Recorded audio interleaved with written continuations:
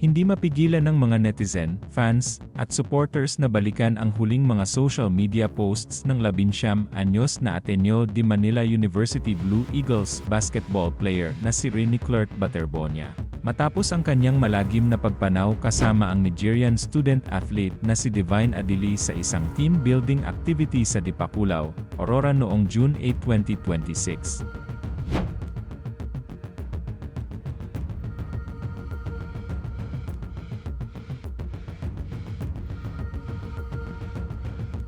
Sa opisyal na pahayag ng Ateneo, kinumpirma nila ang trahedya, at agad na nagpahayag ng pakikiramay sa pamilya, kaibigan, coaches, at kakampi ng dalawang atleta.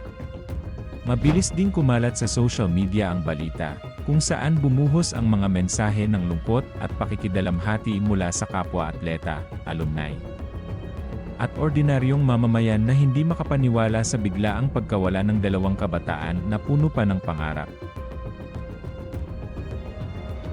Habang lumalalim ang emosyon ng publiko, mas lalong napagtuunan ng pansin ang huling Facebook post ni Rene noong May 31, kung saan ibinahagi niya ang kanyang journey bilang atleta sa palarong pambansa. Inilarawan niya kung paano siya hinubog ng bawat training, tagumpay, at pagkatalo, at kung gaano niya ipinagmamalaki ang representasyon niya sa Davao Region. Sa kanyang post, nagpasalamat siya sa Ateneo, sa kanyang mga coaches, teammates, at pamilya, at tinapos ito sa kanyang pag-sign off bilang jersey number 2 ng DAVRAA Eagles.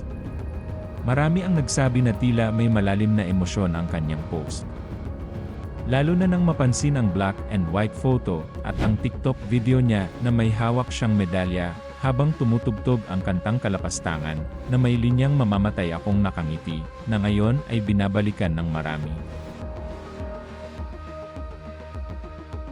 Dahil dito, umulan ng komento ang netizens, kung saan ang iba ay nagsabing tila may kakaibang pakiramdam sa kanyang huling posts, habang ang iba naman ay nagtanong kung may mas malalim bang kahulugan ang kanyang mensahe.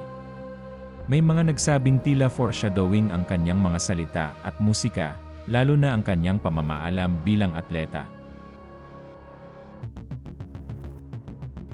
Umabot pa sa diskusyon kung tama ba ang naging training setup ng team building, dahil ayon sa ilan, hindi raw maipaliwanag kung bakit isinagawa ito sa tabing dagat at may mga physical challenges na hindi inaasahan para sa basketball players.